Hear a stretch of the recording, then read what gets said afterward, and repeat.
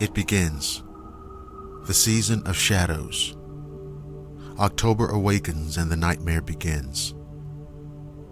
I'm Dr. William Lester, coming to you from the studio of Blackwater Media in the great city of Atlanta. Welcome to Blackwater Media's Halloween Horrors Anthology 6.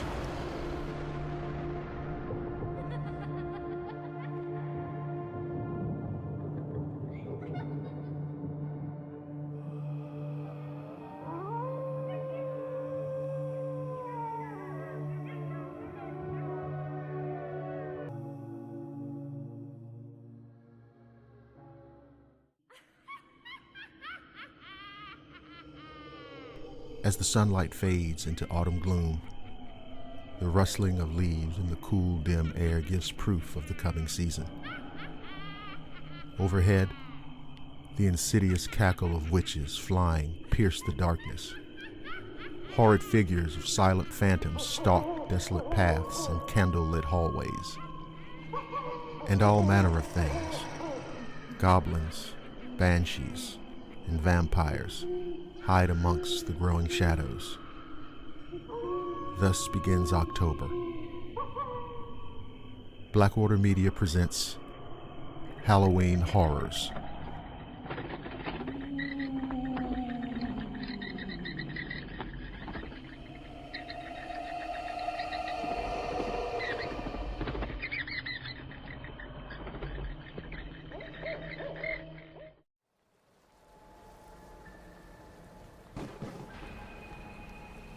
Peggy and her boyfriend Tommy were driving down a lonely stretch of highway at dusk when a thunderstorm came crashing down on them.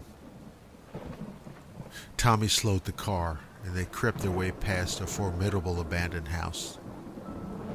Plastered all over the fences and trees were no trespassing signs. A mile past the house, the car hydroplaned.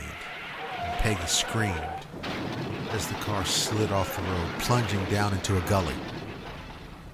The car slammed into a large boulder, throwing Peggy violently into the door before it came to a rest under a pecan tree. Her head banged against the window, and a stabbing pain shot through her shoulder and arm. And Tommy turned to her. "Are you all right? You're bleeding." Arm, shoulder, feeling bad, Peggy managed to gasp. Tommy glanced cautiously at her right arm. "I think your arm is broken," he said. And he tore a strip off his shirt and pressed it to the cut on her head. "I'm going to call for help," he said, when it became obvious that the bleeding was not going to stop right away, but neither of them had their cell phones. "That house we just passed will have a phone I can use," Tommy said. Peggy's eyes popped wide open at this statement. Despite her pain, she remembered the creepy abandoned house. "Stay here. A car will come." "I can't stay, Peggy," Tommy said. "It could take hours for another car to come, and you're losing too much blood." He tore another strip of his shirt and placed it gently on the cut of her head. Then he went out and retrieved a couple of blankets from the trunk to cover her with. "I'll be back as soon as I can." He raced out into the storm, shutting the dented car door behind him. Peggy drifted in a kind of a daze. Something at the back of her mind was making her uneasy. She slid down onto the floor and put her head onto the seat, completely covering herself with the blankets, head and all. Feeling safer, she allowed the weariness caused by the wounds to take over and fell asleep. Peggy wasn't sure what woke her. Had a beam of light shone briefly through the blanket? Did she hear someone curse outside? She strained her eyes and ears, but heard nothing save the soft thudding of the rain, and no light shone through the blanket now. If Tommy had arrived with the rescue squad, There surely would have been noise and light and many voices. But she heard nothing save the swish of the rain and the occasional thumping noise which she put down to the rubbing of the branches of the pecan tree in the wind. The sound should have been comforting, but it was not.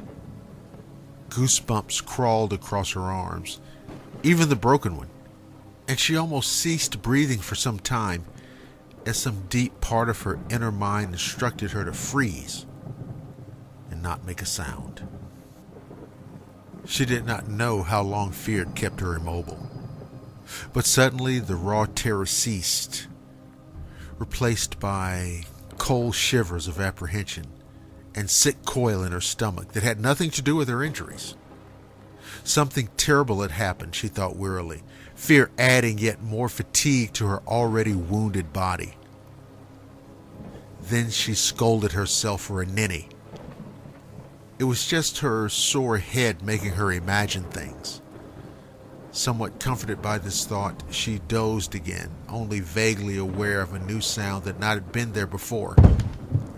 A soft thud, as of something gently tapping on the roof. A thud. A pattering of rain. A thud.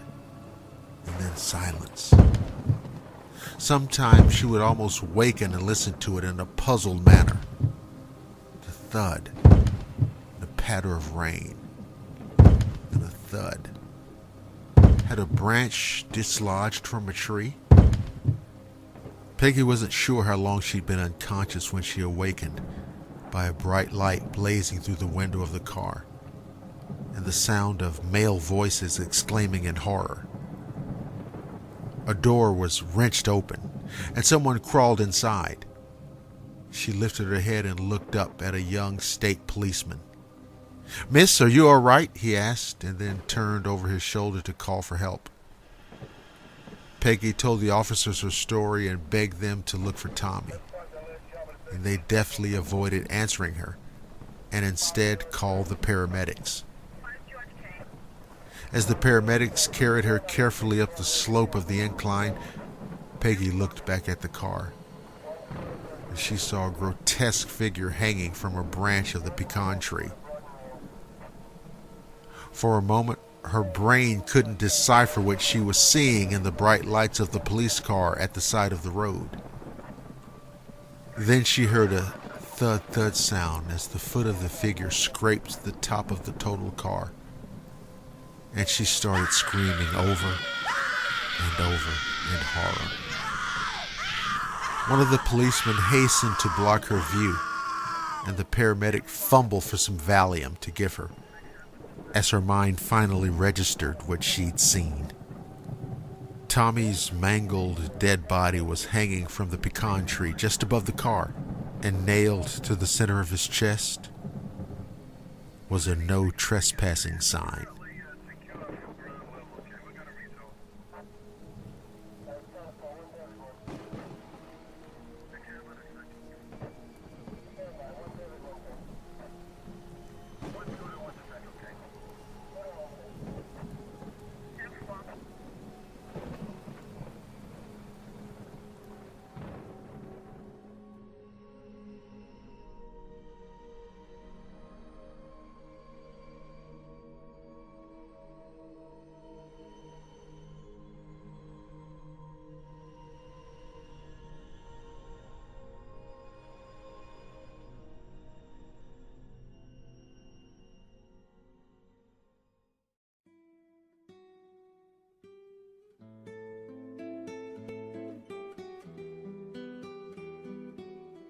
My friend Pedro called me one evening before dinner. He was sobbing as he told me that he and his wife Maria were getting divorced. She had moved out of the house earlier that day, and Pedro was distraught. I called my wife, who was at that time visiting her mother, and she agreed that I should go and stay with Pedro for a few days to help him during this difficult time. So I packed a small suitcase and got right into the car. It was late, and it would take me at least 4 hours to drive from my home in Santa Fe. Pedro was expecting me to arrive around midnight. As I traveled down the dark, wet highway, I kept feeling chills, as if someone or something were watching me. You know how that is. I kept looking in the rearview mirror and glancing into the back seat. No one was there, of course. Don't be ridiculous, I told myself, wishing fervently that I was home in my bed instead of driving on a dark, rainy highway. There was almost no traffic, and I just wanted like hell to reach my destination. I turned off the highway just before I reached the city and started down the side roads that led to Pedro's house. As I approached the small crossroads, I saw a woman step into the street directly in front of my car. I gasped in fright and slammed on my brakes, praying that I would miss her. Of course, the car shuddered to a halt, and I looked frantically around for the woman.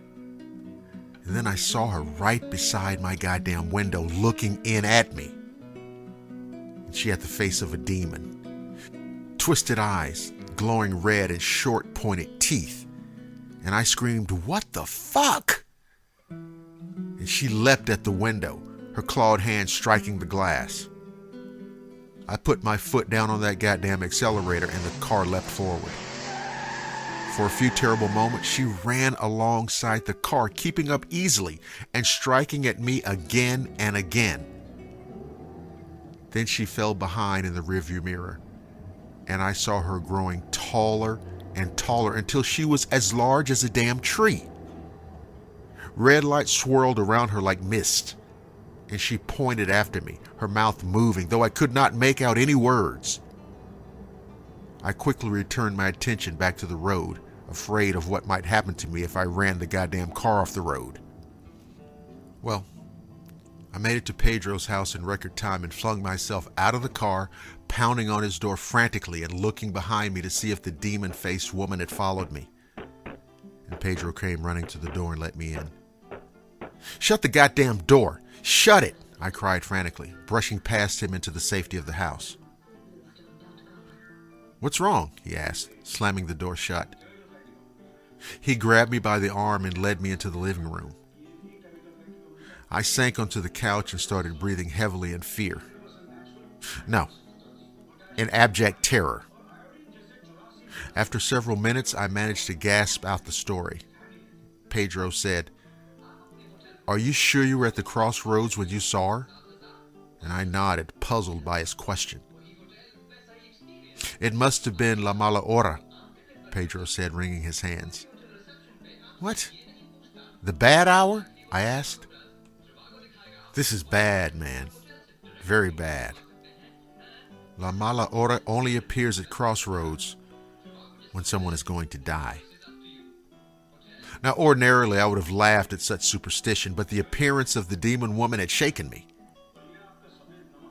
Pedro got me a cup of coffee, brought my luggage in from the car, and told me I should just get some sleep. He was so concerned for me that he didn't once mention the divorce.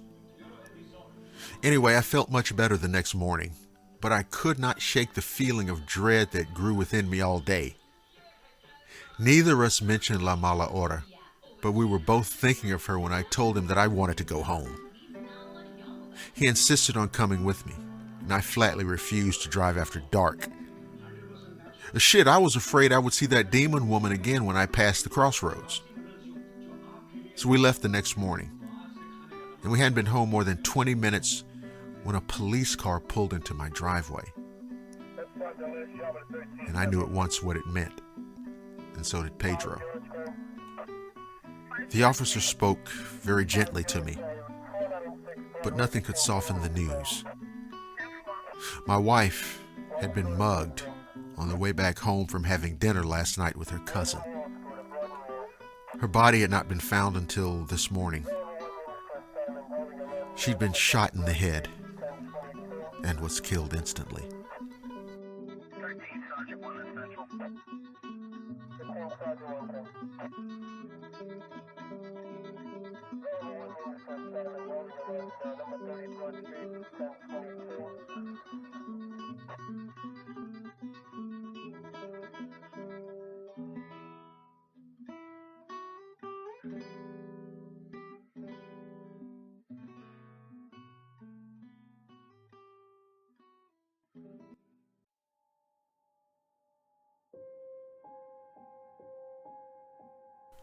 The Peace and Plenty Inn was once a tavern and stagecoach stop before the Revolutionary War.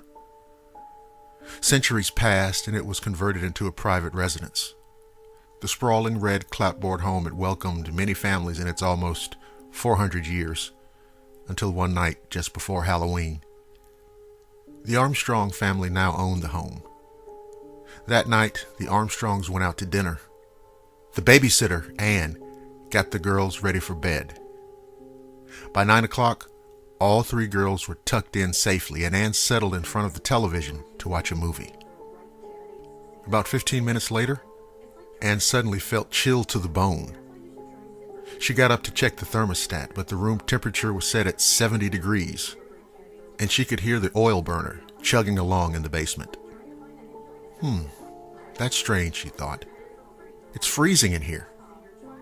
She found an Afghan on the back of the couch and settled back to watch television. But a few minutes later, she heard footsteps on the stairs leading from the kitchen to the second floor. Katie? Elizabeth? Laurel? She called out the three children's names. The footsteps seemed to come closer. Are you girls playing a trick on me? Abruptly, the light on the end table flickered, flared, and went out. Anne checked the hallway and kitchen for the prankster girls, but no one was there. She shivered. It was even colder in the kitchen. She shook her head and went upstairs and found the three girls sound asleep. Feeling confused, she convinced herself that it was her imagination and returned to the living room. That's funny, she said as she looked at the television. I thought I left it on channel 2. It's on channel 4 now.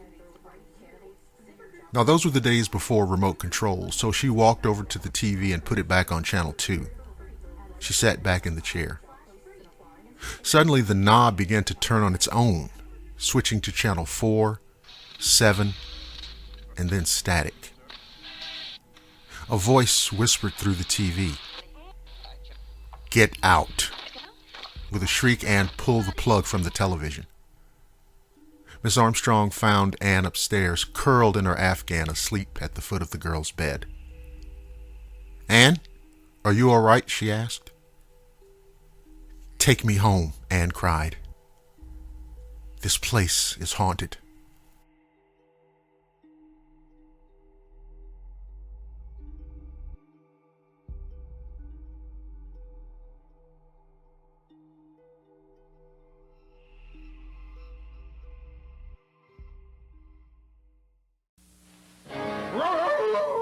Gosh, Burger Chef, it's Wolfburger the werewolf. Where can I get delicious burgers? Where can I get fun food? Where, oh where? At Burger Chef. Where? And now at participating Burger Chefs, you can buy fun meals that now come on Halloween magic meal trays. There's a magic trick in each fun meal. There are 10 different magic meal tricks you can collect. Burger Chef, you're incredible.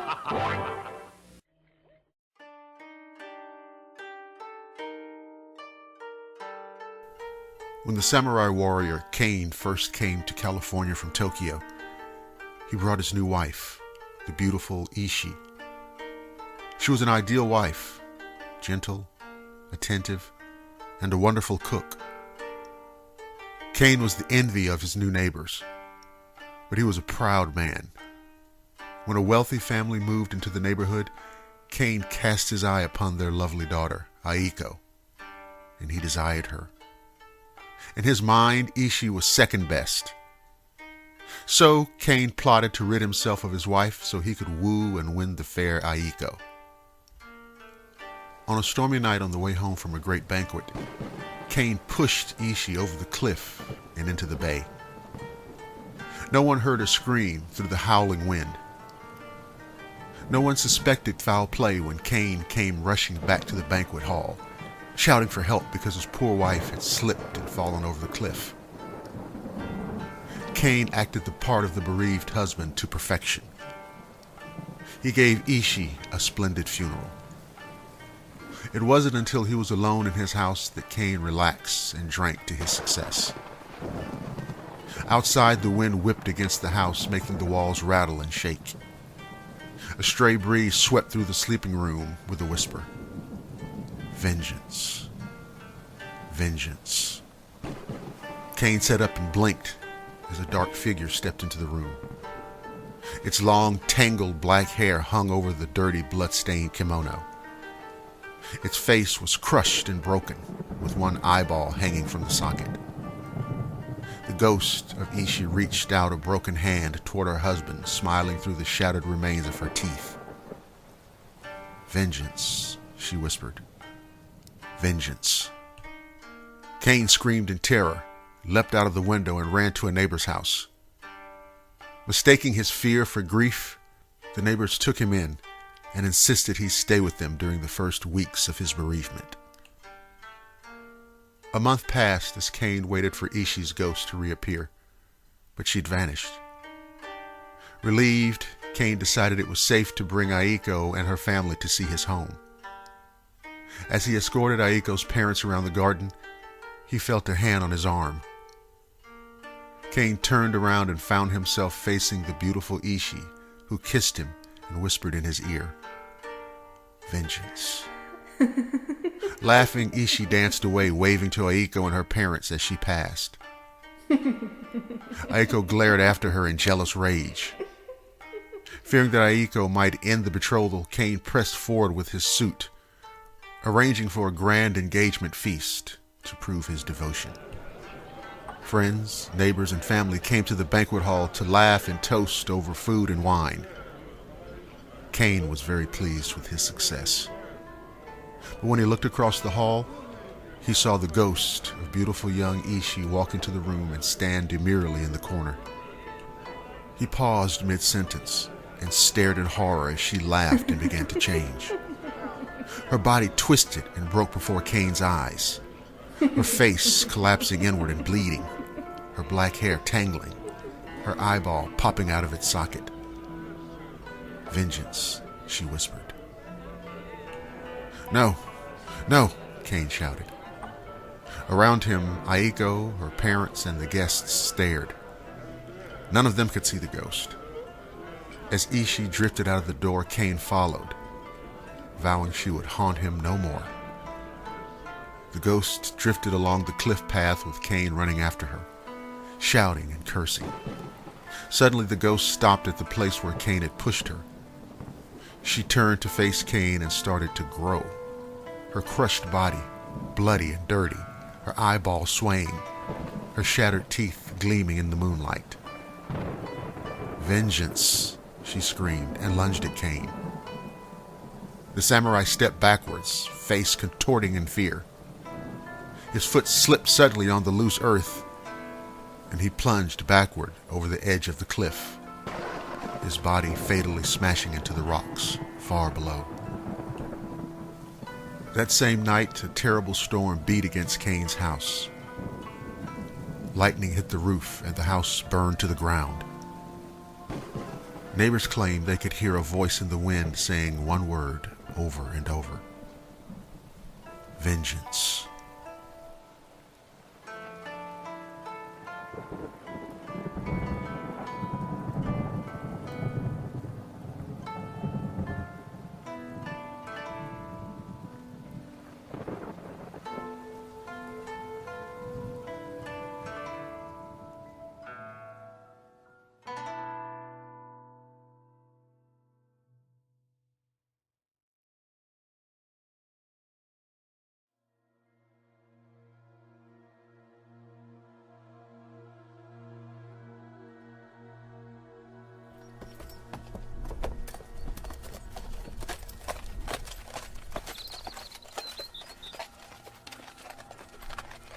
Gloria and her friends Sarah and Megan enjoyed riding their horses through the woods next to the riding stable. Many of the old-timers at the stable warned them not to pass black woods at night on horseback. The haunted woods often spook the horses, as well as the riders.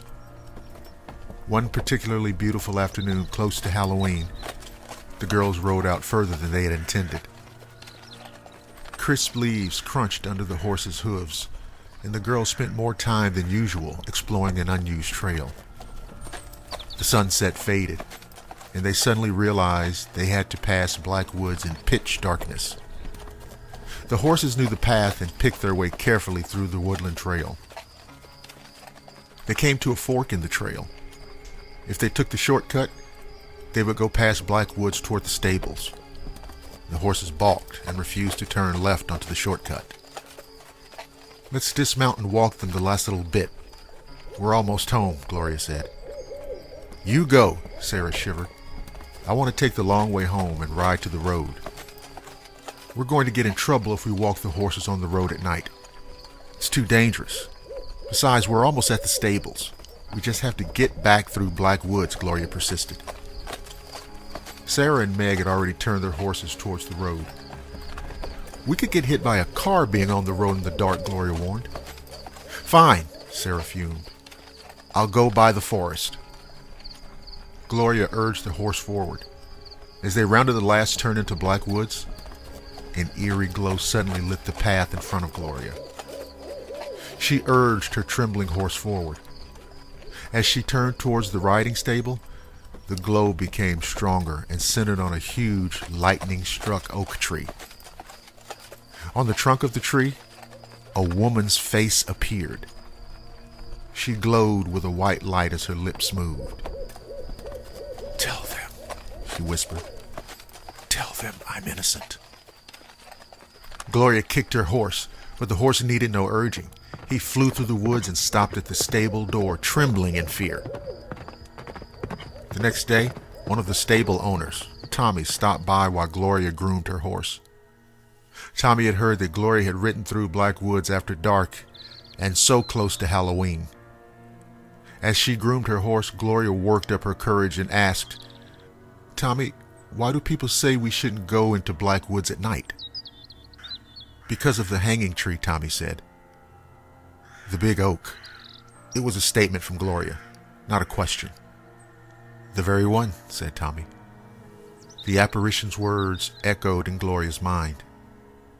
"Tell them I'm innocent." She shivered. And of course, she never rode anywhere near Black Woods or the old hanging tree ever again.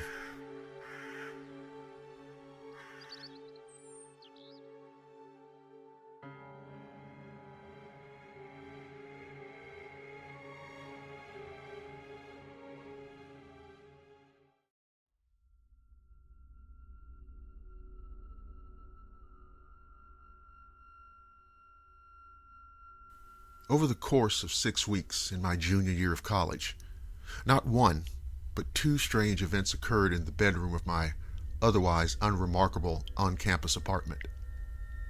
The first was brief but intense. I was jolted awake with a feeling of inexplicable terror and dread that I'd never felt before.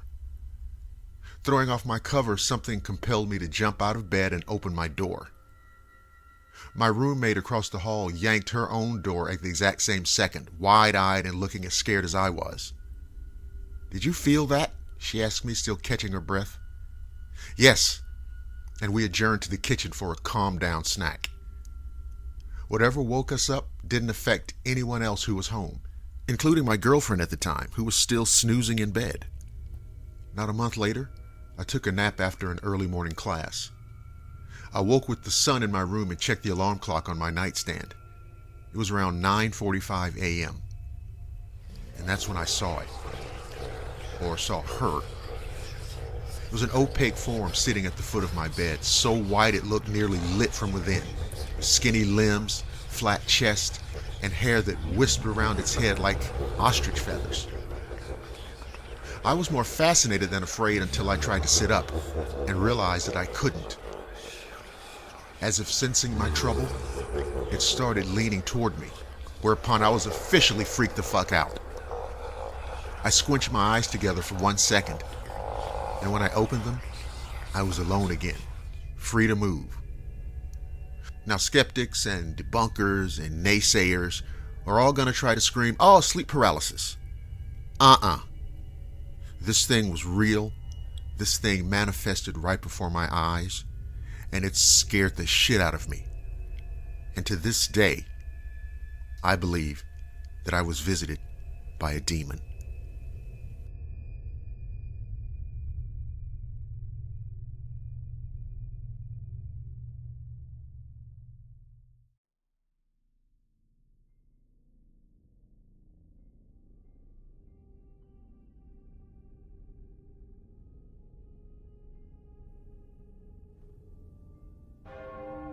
Everyone loved Grandma Bigsby.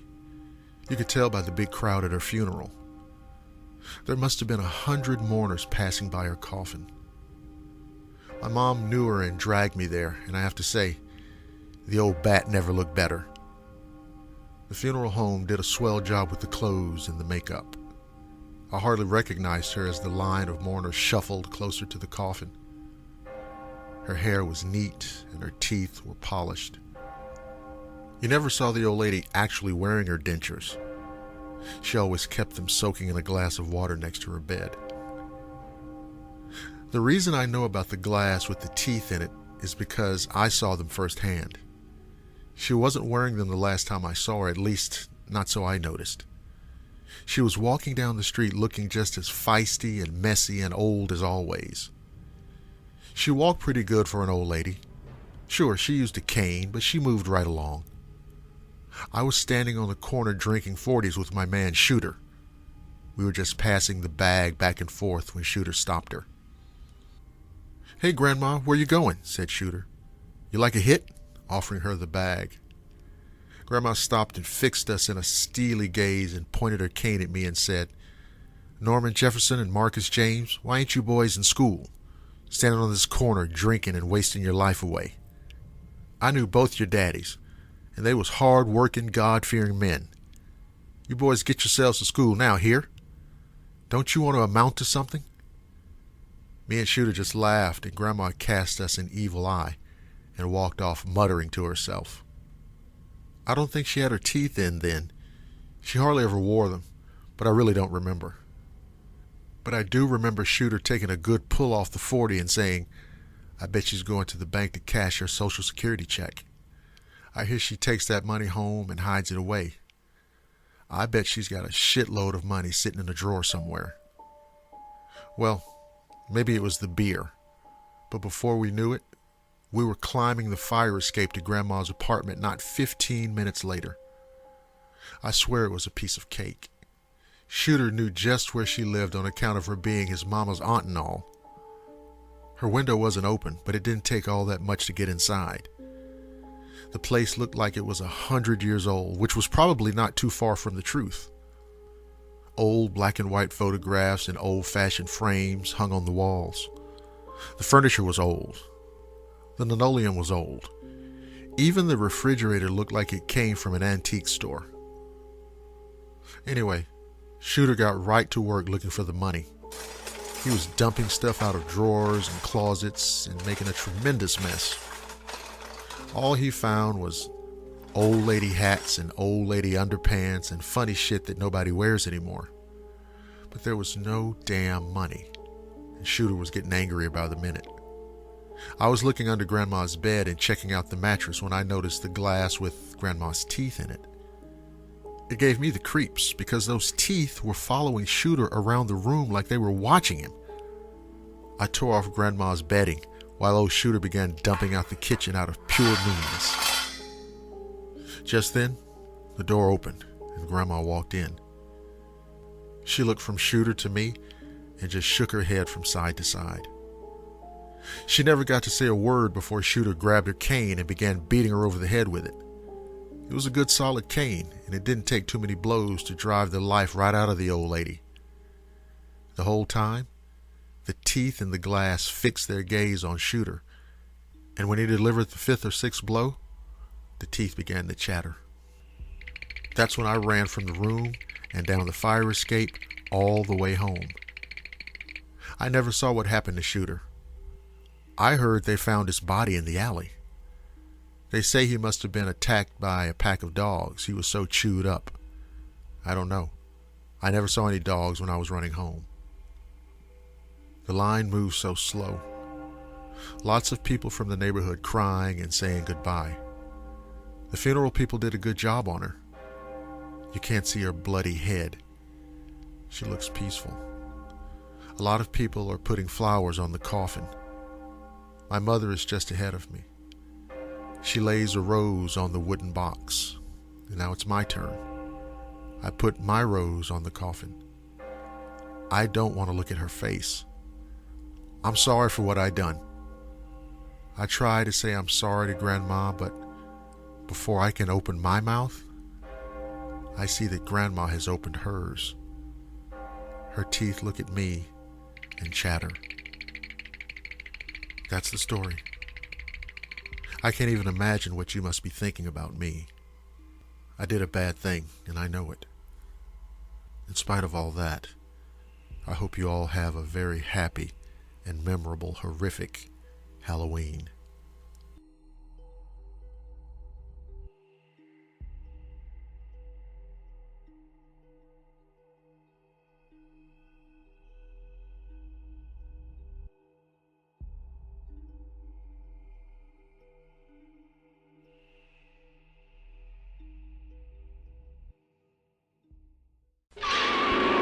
They came from another planet to destroy the Earth.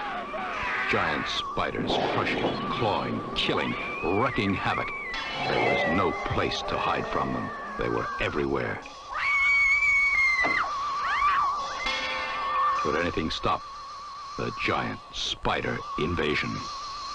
Beware, the spiders are coming.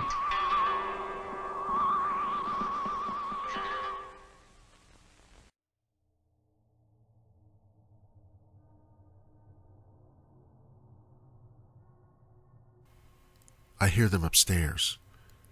Bands of costume kids coming to the door for handouts. Trick or treat, they yell in chorus and thrust out their bags for filling. Each kid dressed as something outlandish, something not real. In fact, the more unreal, the better people like it.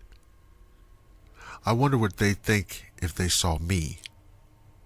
It makes me laugh to think how they react if they knew that I wasn't wearing a costume. No costume.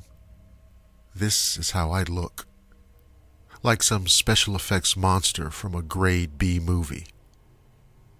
Halloween is the only night of the year I can go out in my Atlanta neighborhood and be with other kids without frightening them to death.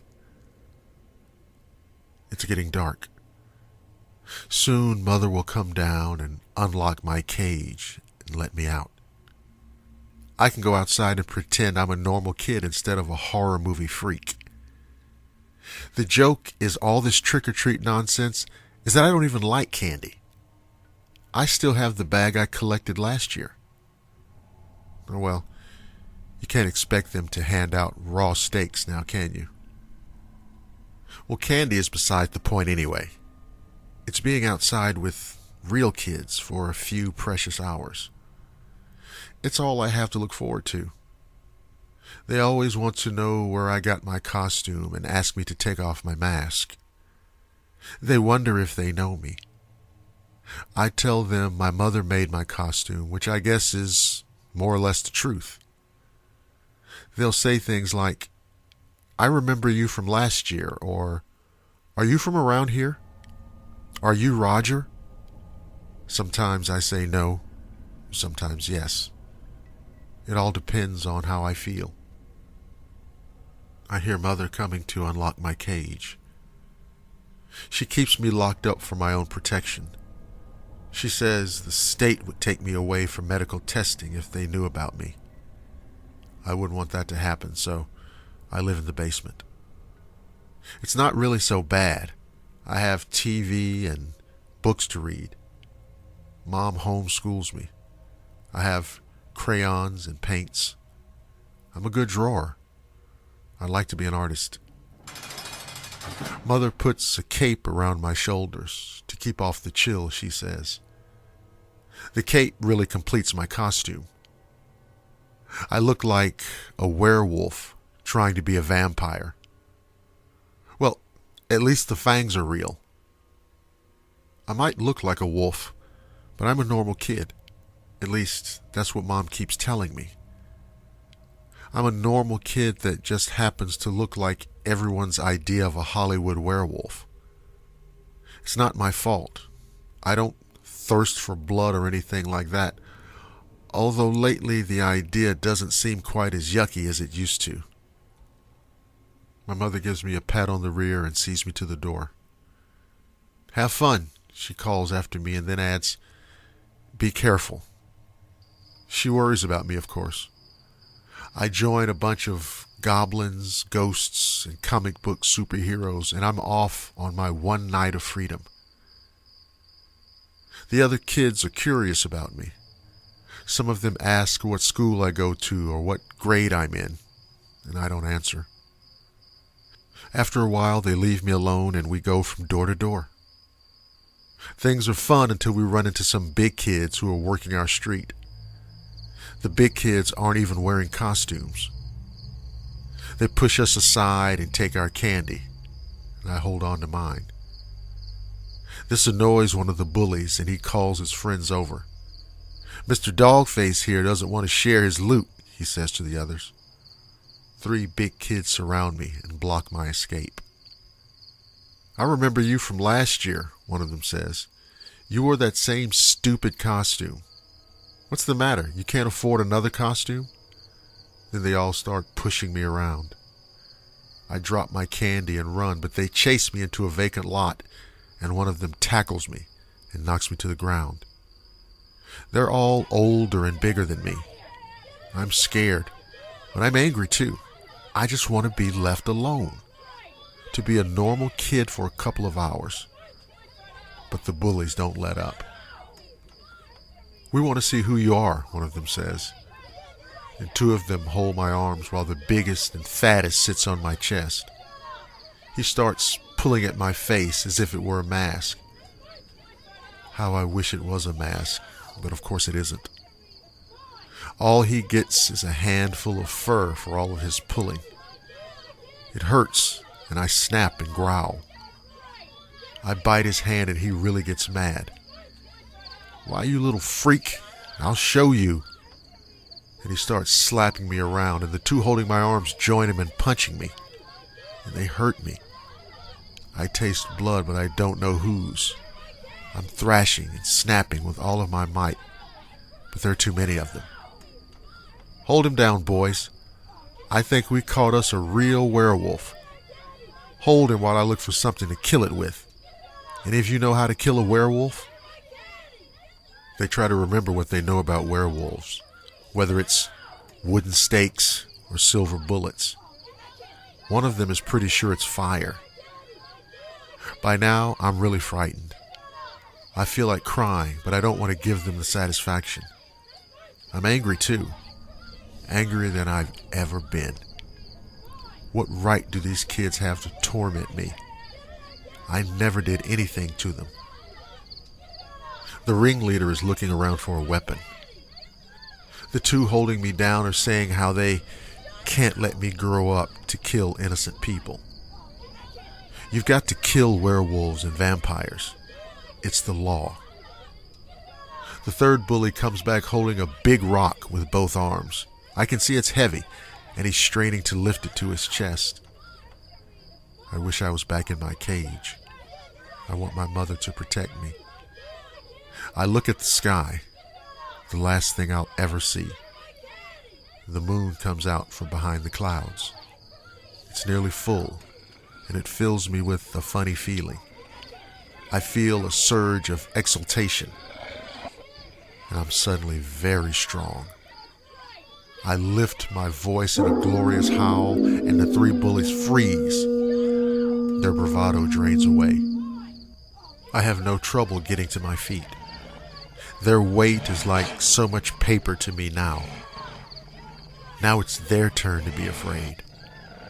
I look them in the eye, and a deep growl rumbles in my throat. They turn to run, but it's too late. I don't remember what happened next. I think I might have really hurt those kids. I don't remember. When I got home, there was blood all over my face and hands. Mother washed off the blood. She asked me what happened, but I didn't know. And she locked me in the basement. I can hear her crying upstairs. I'm afraid I did a bad thing to those kids. I'm afraid I might do it again. I'm afraid of what I might be. And I can't wait for next Halloween. Special thanks from Blackwater Media to author Harris Tobias, who wrote this story.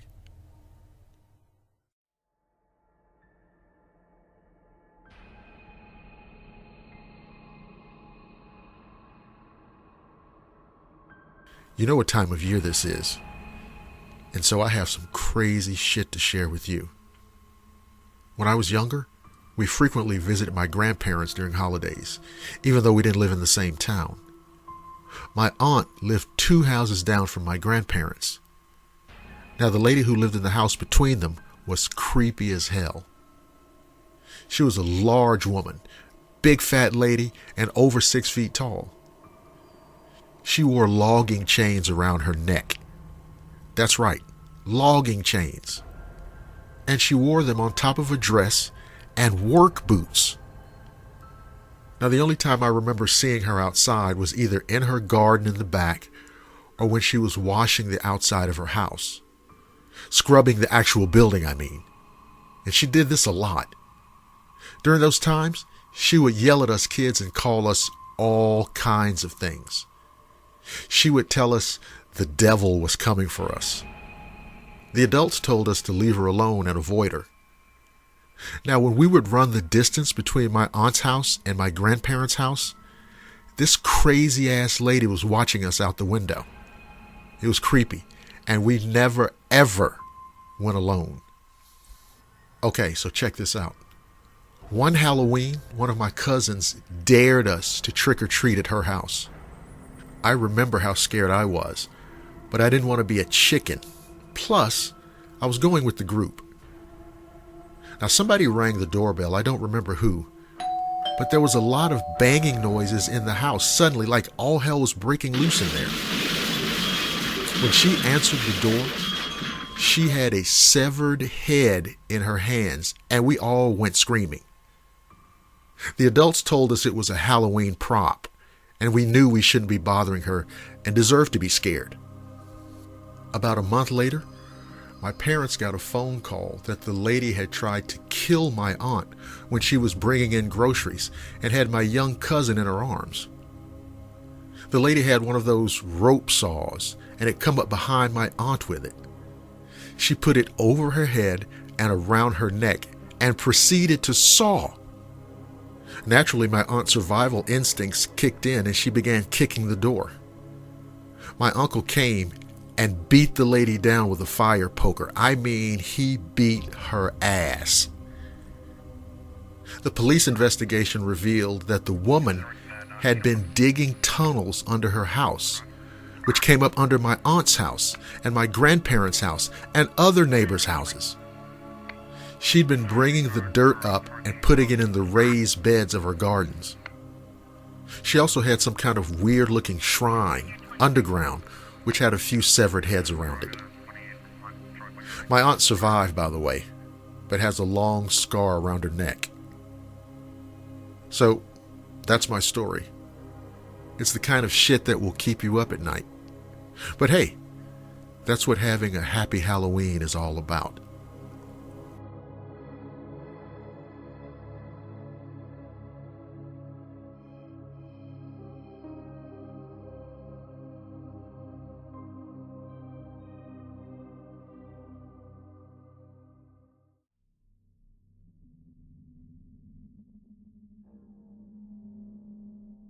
When I was really little, I think maybe 5 or 6, my parents would let me stay up late on weekends and watch TV until I fell asleep.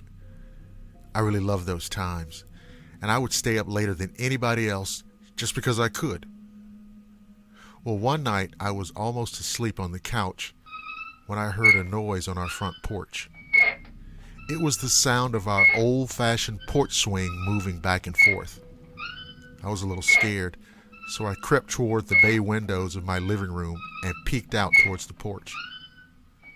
Sitting on my front porch swing was an older woman, probably in her 50s, wearing nothing but a nightgown, covered in blood, and holding a huge kitchen knife. I absolutely flipped the fuck out and ran screaming into my parents' room, but was too terrified to form words. My parents saw that I was upset, But when I finally was able to tell them what I saw, my dad got really angry and told me that it was just a dream and to go back to bed.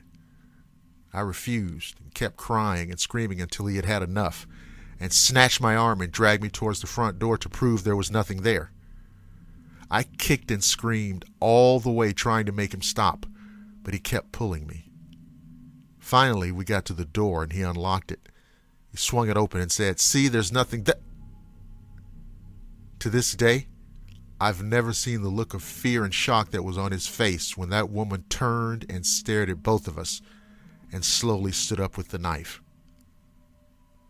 My dad slammed the door shut and got my mom to call the police while he went and got his gun. He went back to the door with a 12 gauge and cracked the door enough to stick the barrel out. He asked her what she was doing and she said, "Somebody killed my husband, but it wasn't me." My dad told her that the police were coming and she freaked out, grabbed the knife, and walked away. The police found her 15 minutes later trying to break into one of our neighbors' houses. I never slept in that living room again. Oh yeah, I forgot that after she left, my dad called and warned my crazy uncle who lived next door what was happening. Apparently he was waiting on his front porch with his shotgun when she walked by. He pointed it at her and just said, "Keep moving, bitch."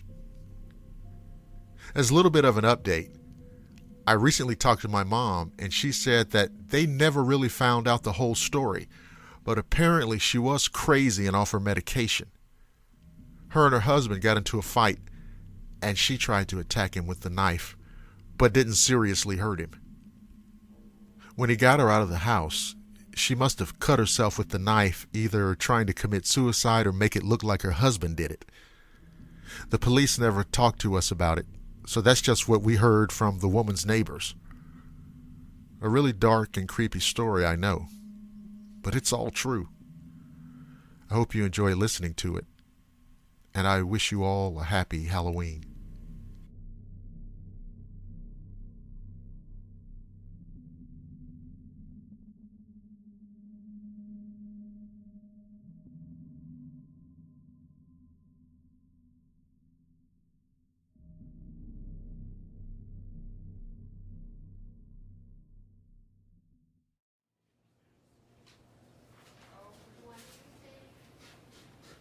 Fresh out of nursing school, I got my first real job in a fairly large hospital in a department that I honestly never thought I would ever work in. It was a 6-bed cardiac ICU with rooms that overlooked the city capitol building. It was a very nice unit, and I started out working 12-hour night shifts. The hospital I worked at had 4 other ICUs that were always full, so my unit always ended up being code bed, meaning if someone was arrested or went downhill fast somewhere around the hospital, they came to us. I'd been working there for a year, and I was no stranger to death. Each patient of mine who had died on my shift was usually already on their way out. Their families were by their side, the DNR orders were signed, the funeral home was already picked out. It was rarely ever a surprise. In fact, the only time I was ever needed to do CPR on my shift, it was not even in my department. Anyway, I subsequently went on a nice long 2-week vacation, during which time I got engaged to a beautiful girl. On my first night back, I received a report from the day charge nurse. She said she was off for a few days and suggested to remind the next day charge nurse that the priest was coming in the morning to bless room 4. I thought she was kidding at first, but she was serious. Apparently, while I was on vacation, every patient who was admitted to that room had died. But this came as no shock to me. People died often in our department. And with it being a very religious institution, having a chaplain for almost every department, I just shook it off. Then she said that room 4 was empty and that it would serve as code bed for the night. Around 2 a.m., I got a call saying that they have someone to fill our open bed. The ICU downstairs was now going to be code bed, so we were getting your run-of-the-mill chest pain, take a look in the morning kind of patient. Nothing to get excited about. We get the patient admitted, and all settled into room 4. He was a gentleman about 50 or so years old, very pleasant. His wife was with him, and she looked dead on her feet. I got her some warm blankets and took her to our waiting room that had cots so she could get some rest. Around 3:30, I was watching monitors and the cameras in each room. All of the patients were fast asleep. The cameras all cycled through about 3 seconds each on one small TV we had on the desk. Room 1 was fine. Room 2 was fine. Room 3 was fine. Room 4, there was something in there. It cycled too quickly for me to get a good look, and the doors to the unit were locked. Maybe the other nurse let his wife back in? I walked down the hall and glanced inside, and there was nobody. I shrugged it off. It was late, and I was tired. I was probably just seeing things. I went back to the desk and continued watching the screen. Room 1, Room 2, Room 3, and Room 4. I wasn't imagining anything. There was someone in Room 4. The person was standing in the corner by the window, their figure completely draped in shadow. I couldn't move 1 inch of my body. It cycled through again. This time, it was closer to the patient's bed by maybe 2 or 3 feet. The hair stood straight up on my neck. The next time it cycled through, it was even closer. It stood in the light coming from the hallway, but despite the light, it was still shrouded in darkness. It cycled through again, and it was right next to the bed. My heart started pounding, and I could barely squeak to the nurse on the other end of the desk. As soon as my words formed, and I was able to make some kind of noise to get her attention, the alarm on the monitor went off, signaling that the patient had cardiac arrested. The overhead system came on. A cart is needed in CCU Room 4. People poured into the department. Doctors, nurses, pharmacists, respiratory therapists. They all rushed into the room. But I couldn't move. It cycled through the rooms again. Room 4 came up. And this time the lights were on, and there were 10 to 15 people surrounding the bed, doing CPR and slamming meds into his IV. Someone went to get his wife from the waiting room. But there it was, in the opposite corner again. A dark figure watching the scene play out, just standing there. Well, that man died of a heart attack. Room 4 was blessed that morning by a priest, right on schedule. And I put in my 2 weeks' notice. So that's my story. And as you contemplate what happened to me and the experiences with Room 4, remember to have a happy Halloween.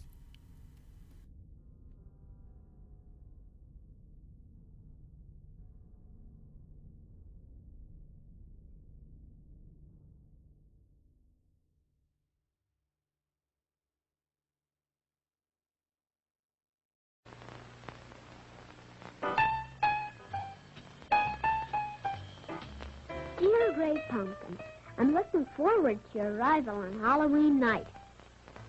I hope you will bring me lots of presents. They're back.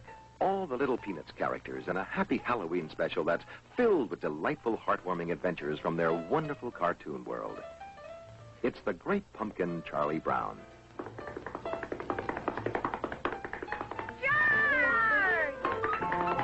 And here's Linus to tell you more about it. On Halloween night, the Great Pumpkin rises out of his pumpkin patch and flies through the air with his bag of toys for all the children. While Linus waits for the Great Pumpkin, ghosts and goblins, witches and owls make the scene, with Charlie Brown and his Peanuts playmates off on a haunting spree that's filled with surprises. It's the Great Pumpkin, Charlie Brown, in color.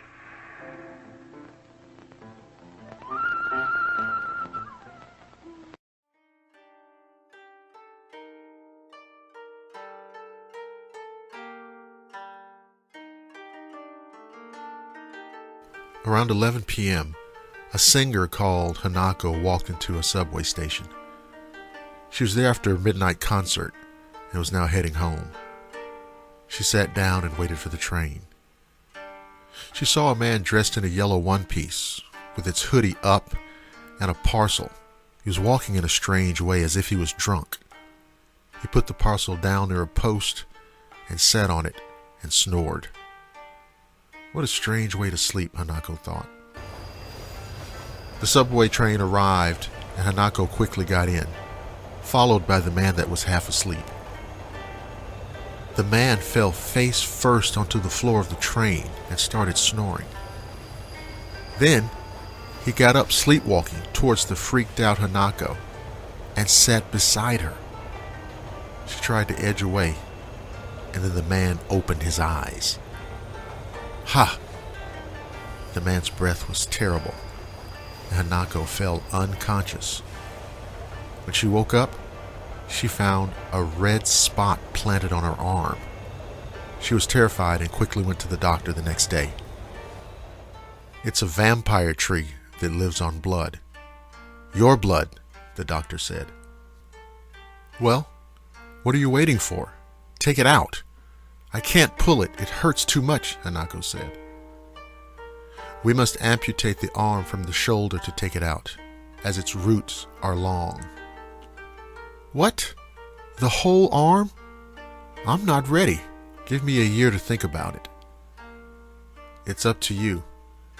But this thing takes out 10 cc's of your blood every day. It's beyond what your body can produce. If it goes on, we'll have to transfuse that amount of blood to you every day. Can't you do anything else? No, that's the only way. Besides, in no time, its roots will take over all of your body. And Hanako went home in sheer terror. 10 days went by, and the roots had already taken 2/3 of her body.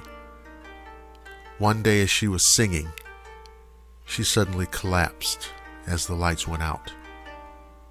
When the lights came on again, they found Hanako in the form of a red tree.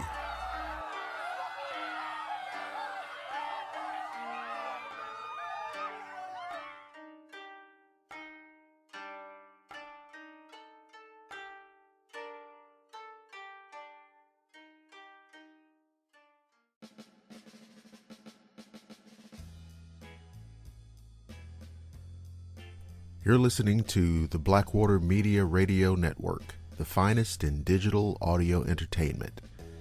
This is Blackwater Media coming to you from the great city of Atlanta.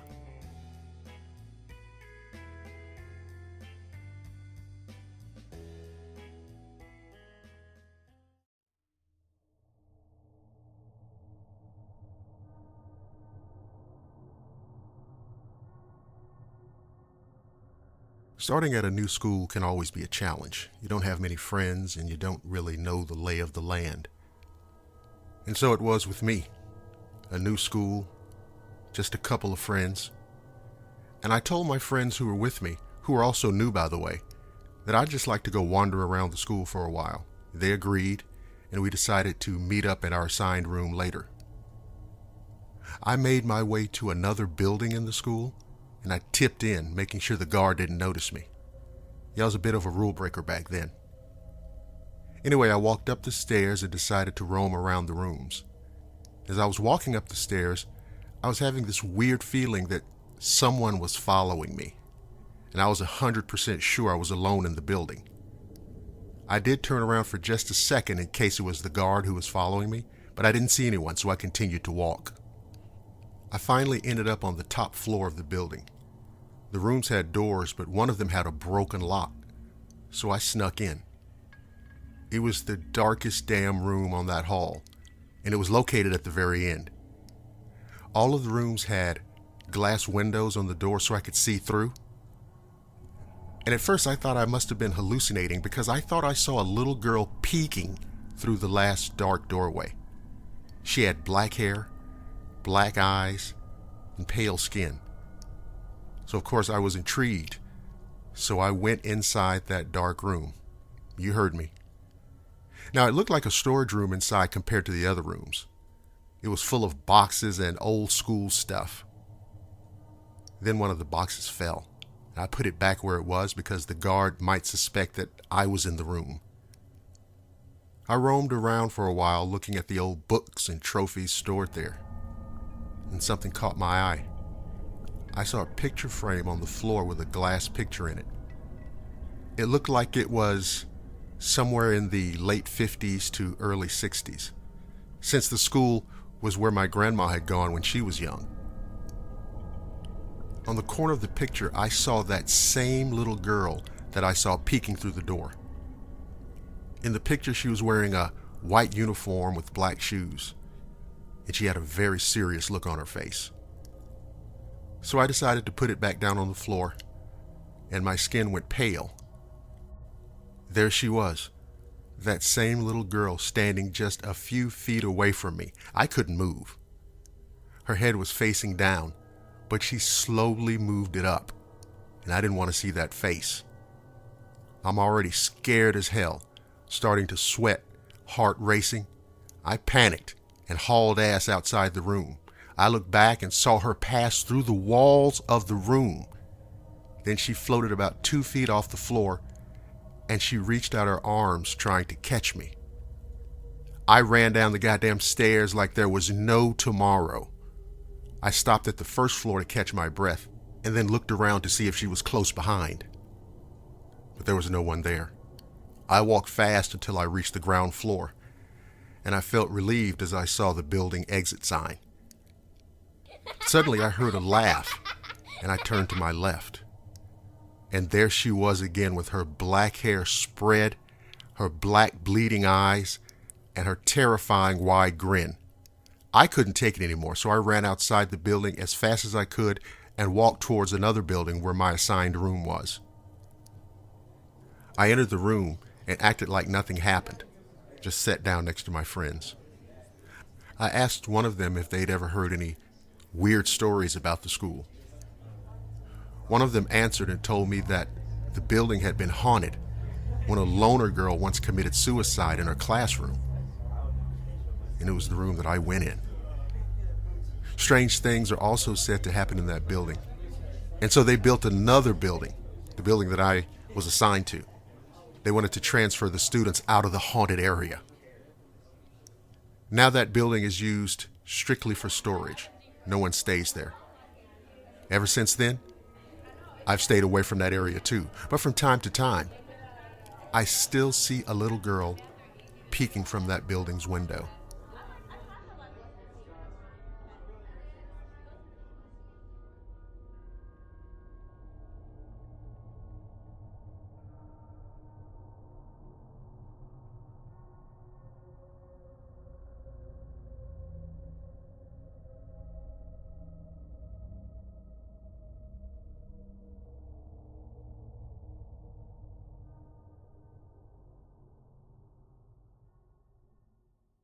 Everybody's heading for Woolworth and Woolco to get set for Halloween. There's costumes of TV favorites like Wonder Woman and the Hulk. There's popular characters from Star Wars. And there's superheroes like Spider-Man, Batman, Superman, and many more at bare bones prices. $2.38 to $4.17. And there's Spook Sticks, Face Pops, Hollow Witches, wrapped candy of every kind, all at the favorite Halloween haunts, Woolworth and Woolco.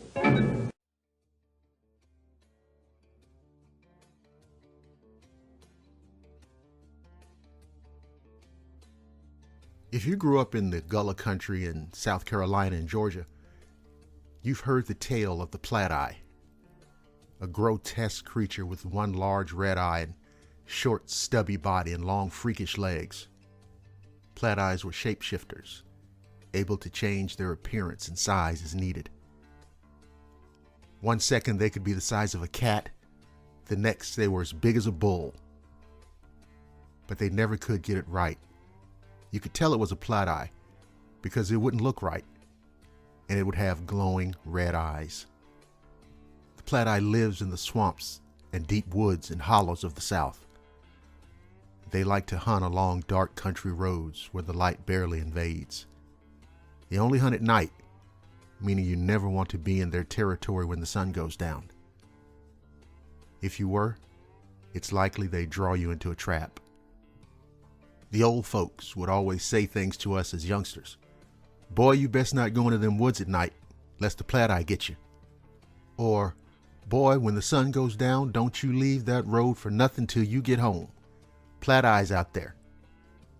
I've even heard, don't be down in that swamp no time. The sun ain't shining bright, and there's a Platt-Eye out there. And I can tell you, sometimes you should listen to the old folks.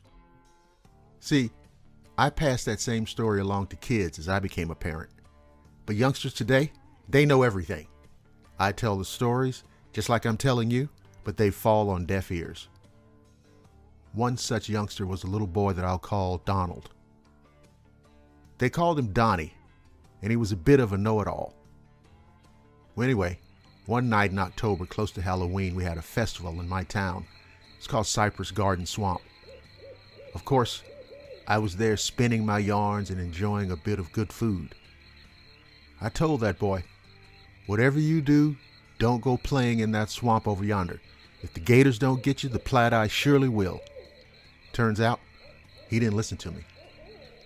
Some kids dared Donnie to go down into the swamp, and he said he was the bravest, and they told him to prove it. He said he'd go, but only if he could take his friend Mikey with him. Now, most of this is what the boy Mikey told me when he came home running. But they went in a good 15 minutes and nothing happened. Then they started hearing this eerie sound, and the smell was something awful. Mikey told Donnie he thought they should head back, but Donnie didn't want to. And that's when they came across a dog the size of a donkey, he said. It had 2 tails and long tusks and glowing red eyes. Well, Mikey went to run, but Donnie insisted he was running the other direction. A few minutes later, Mikey burst out of the woods, and all we could hear was him screaming, "It's going to get him! It's going to get him!" Now, it took me a minute to calm the boy down, but when he explained what happened, I grabbed my rifle and flashlight and led a dozen men into the swamp to find the boy.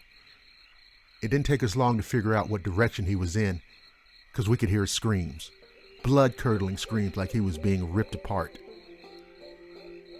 We ran through that cypress swamp as fast as we could, looking behind every stump and tree. We found him curled up on a bank, shaking back and forth. His skin was a shade darker, and his hair was almost white. He kept muttering something that didn't make any sense and staring off into the swamp.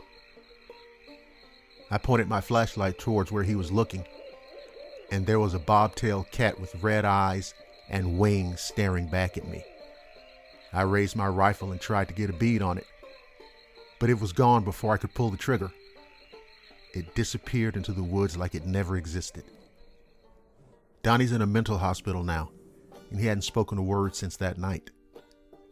Some say the old Platt-Eye drove him mad with fear, and it's waiting on him to come back so it can finish him off.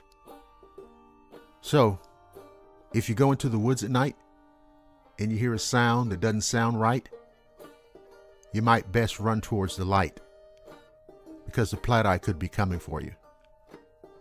And if he catches you, you'll never see another sunrise.